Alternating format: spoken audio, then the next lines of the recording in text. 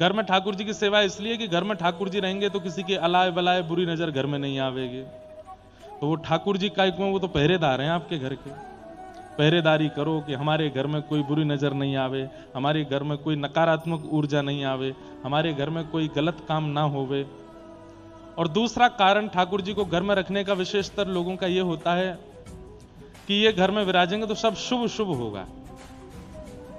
बच्चों के ब्याह मंगल हो जाएंगे, व्यापार मंगल होगा, कमाई मंगल होगी, सबका देह और सबकी बीमारी हारी उस समय मंगल बना रहेगा। किसी को केवल मंगल कराने के लिए घर में विराजमान किया तो यह भी तो स्वार्थ की भक्ति है। और जरा भी अमंगल हो जाता है तो फिर हम ठाकुर जी के आगे रोने लगते हैं कि आपके बैठे हुए अमंगल कैसे हो गया। या तो स्वार्थ की भावना से घर में ठाकुर जी विराज रहे हैं, या फिर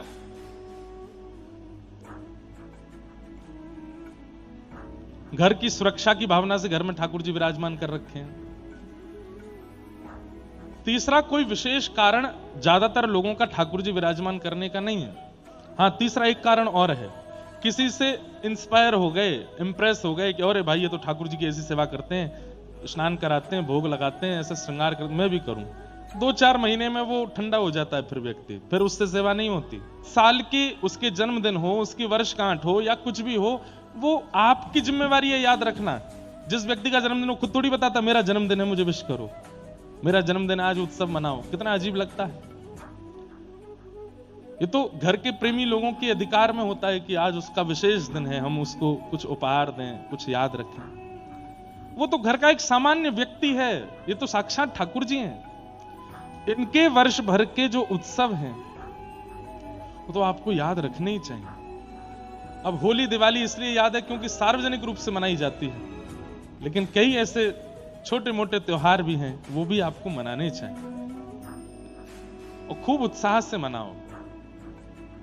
समय नहीं है ऐसा नहीं हो सकता, सबके पास समय होता है। हम तो इतने व्यस्त हैं कि हमारे पैर टिकते नहीं एक जगह, तो भी हम भागते दौड़ते हुए अपने ठाकुर जी का उत्सव मना ही लेते हैं, चाहे जहां भी मनाओ। इसलिए ठाकुर जी के उत्सव मनाइए, नहीं तो वो अपराध का कारण बनता है।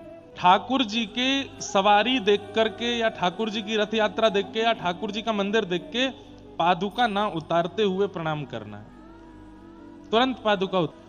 कई बार देखा गया है कि कई वैष्णव जन भी गुरुजनों को देख के पादुका में ही प्रणाम कर लेते हैं। नहीं, ये एक बहुत सूक्ष्म सम्मान है आचार्यों के प्रति कि आप पादुका उतारिए, उसके बाद प्रणाम कीजिए। ठाकुर जी की सवारी आती दिख रही है, पालकी आती दिख रही है, रथ आता दिख रहा है, तुरंत पादुका उतारो, पहले प्रणाम करो।